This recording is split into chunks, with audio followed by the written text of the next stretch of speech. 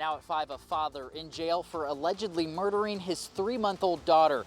I'm Ashton Hackman. Why police say the man's story didn't add up.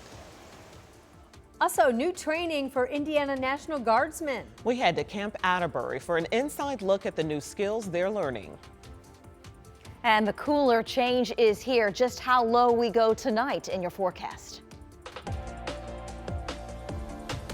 It's 5 o'clock and we start tonight at 5 with allegations of fatal child abuse. We want to let you know these allegations are difficult to hear. This is the bottom line. A 3-month-old little girl is dead and her dad is now in jail for murder. Police say the infant had traumatic injuries. Ashton Hackman explains why investigators believe her death was intentional. When police arrived at the apartment complex, the father allegedly blamed the girl's condition on his AC not working. But it's a story that medics and police quickly questioned after seeing the girl's injuries. It happened Saturday afternoon at Veterans Villa near 38th and Sherman. Medics rushed the 3-month-old to Riley Hospital. Doctors found broken ribs, severe brain bleeding, and injuries they believed she would not survive. She died Tuesday. This was something intentional.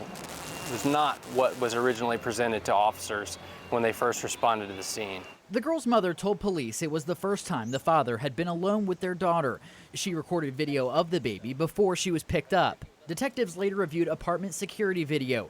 Police say it captured the baby crying, the father saying, "I don't want to deal with you." Then several loud impacts before the crying suddenly stopped. Moments later, investigators say he called 911. These are the hardest types of incidents that we have to deal with as a community, as a department, but it gives us even more strength to work hard and bring that closure that a family needs. Police say the father denied the allegations and asked for a lawyer. Investigators say he also asked the apartment property manager to see surveillance video because police suspected he was involved. The Marion County coroner will release the girl's name along with her cause and manner of death after an autopsy. This was a young life that was lost, and it was preventable. If you have evidence, no matter how small, and you think it could aid our detectives, please reach out to us. The father is being held in the Marion County Jail without bond on a charge of murder. The Marion County Prosecutor's Office will decide official charges. In Indianapolis, Ashton Hackman, 13 News. And we reached out to DCS to see if there's been past investigations into the father. A spokesperson declined to comment but said basic case information would be available within 5 business days. Tonight there's a warrant out for an arrest of a man in Arkansas after an alleged murder for hire plot that left an Indianapolis woman dead. According to IMPD, Erica Pedroza was shot and killed at a home near County Line and Trotter Roads. The crime happened back in 23. Police say that Dalvin Carter told them that he was hired by Pedroza's husband to kill her and to make it look like a robbery. Investigators say he traveled by bus from Arkansas and then was picked up by family that he has here in Indianapolis before committing the crime. Carter's now wanted for murder and for robbery. Well, tonight we're working to find out if a 16-year-old will be formally charged after police say he accidentally shot himself. Police say the teen was trying to load a gun when it went off, hitting him in the leg. The 16-year-old was arrested for criminal recklessness and dangerous possession of a firearm by a child. A 19-year-old was just sentenced to a year in prison for threatening Center Grove schools on social media earlier this year. During the sentencing, Adrian Abundo Valente admitted to sending a message to the Center Grove Instagram account saying, quote, "I'm walking in tomorrow with an ARP and I'm killing everyone in my sight," end quote. About a third of students didn't show up for school the next day as a result of those threats and that post. Now, during the investigation, Bundio Valente told police that he was angry over a pro-ICE demonstration that was scheduled that day at that school.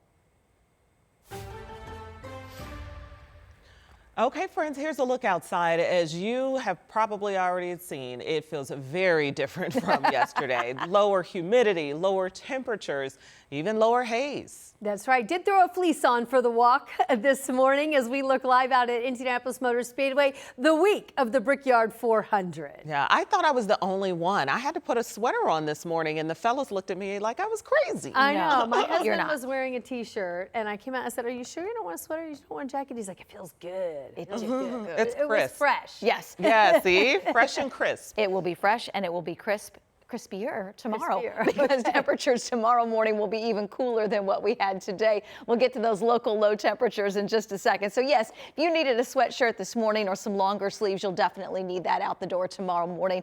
Lots of sunshine early as expected with this cooler air mass in place. We do have some clouds building over downtown Indianapolis. These are not rain producing clouds, just a few fair weather clouds that will be with us until about sunset. We'll take you into Bainbridge, more of the same filtered sunshine with the cloud cover. Let's take you into Bloomington. Looks great, the campus at IU. Temperatures right now in Bloomington in the 70s. We have 74 in Indianapolis and Lafayette, 75 in Kokomo, and right at 70 degrees in Richmond. Our fever at home tonight, taking on the sun. Boy, it's going to be a great night downtown. Have some dinner maybe outside before. Temperatures will be in the low to mid 70s and then eventually dropping into the low to mid 50s. We could have a few places in the 40s early tomorrow. Expecting 54 in Indianapolis, 50 in Lafayette, and 54 in Bloomington. More sunshine tomorrow, a few afternoon clouds, highs on Thursday, again in the 70s. Thanks, Angela. And right now, thousands of Indiana National Guard soldiers are at Camp Atterbury, making sure they're ready to deploy quickly to any war zone. They also are some of the very first Guard soldiers in the nation to go through this kind of training with some new technology. To learn more, our Ella Rhodes headed south to Johnson County today, where she was able to get an inside look. Around 4,200 Indiana National Guardsmen are halfway through a new exercise here at Camp Atterbury that focuses on the Army's recent restructuring from new tactics to new technology. The 76th Mobile Brigade Combat Team of Indiana's National Guard is one of very few units in the nation testing out a new exercise that helps the team adjust from a light infantry unit to a combat team, using new vehicles, communication systems, and unmanned aerial systems. The exercise also includes soldiers from Ukraine, Saudi Arabia, and Slovakia. There is no live ammunition. The exercise is like a giant game of laser tag to ensure soldier safety, but still focuses on perfecting critical skills. You know, this is kind of a once-in-a-career opportunity to take an organization and learn how to re-employ following those doctrinal principles in a new way when you look around at the evolving threats around the world. Eventually, other National Guard units across the country will also do this training. At Camp Atterbury, Ella Rhodes, 13 News. The Henry Street Bridge on the west side of Indianapolis, we learned today, now getting a new name. Today, the Board of Public Works approved a recommendation to name it Green Lawn Memorial Bridge. The new name honors the city's first public cemetery, which was abandoned after the late 1800s.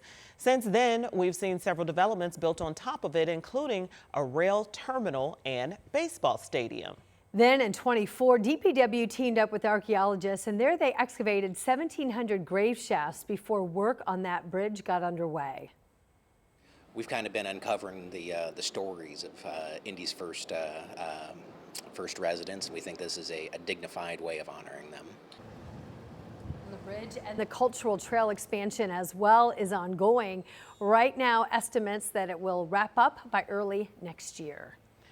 Indy DPW is sharing the progress on a bridge replacement project on the far east side. The pictures you see here show the construction at 42nd and Midhofer Road over the Bells Run Bridge. Crews started work back in March. The project cost $1.5 million. And a locally based IndyCar team that has raced only in the Indy 500 for years is buying its way into the series full time. That's right, a new development today, and Rich Nye explains now how Dreyer and Reinbold Racing is honoring the team's late owner with this big expansion. My dad was obviously a Indy 500 fan first and foremost. It was a passion of his, and so we've got a lot of nods to the old paddocks. The Dreyer and Reinbold Racing Shop pays homage to the Indianapolis Motor Speedway. Dennis Reinbold led the team that has competed in 27 Indy 500 races. He died June 13th, just a couple of weeks after this year's race. Next year, his team will compete in the full IndyCar season. It was my dad's passion to be involved in the IndyCar series. It's something that he worked towards full-time entry for the past 2 years. And so I'm very proud that we've been able to complete that mission of his. Dryer & Reinbold Racing has purchased one IndyCar charter from Rahal Letterman Lanigan Racing. That allows Dryer & Reinbold Racing to compete at all the IndyCar races in 2027 with one car. Dryer & Reinbold Racing currently has 10 full-time employees. That is expected to more than double, and this shop will get a lot busier as the team races full-time in IndyCar. The family legacy at the Speedway dates back 100 years. Derek's great-grandfather, Floyd Pop Dryer, raced motorcycles and served as a car mechanic in the 1920s. In Carmel, Rich Nye, 13 News. Thanks, Rich. We learned that the team still plans to enter multiple cars in the Indy 500. Connor Daly, Jack Harvey drove for the team this year. Dryer & Reinbold has not announced a driver for its full-time ride in 2027. Lots of speculation about that one. As soon as we learn more, we'll let you know. In the meantime, our news continues. Coming up, some big-name athletes joining a small-town cause. We'll show you the grassroots efforts to keep kids in Anderson out of trouble, now with a little help from some well-known celebrities.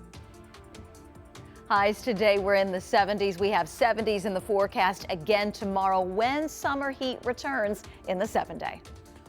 But first, the human cost of the conflict in Iran. The president coming face-to-face with 4 service members killed overseas as the U.S. launches more airstrikes. Next.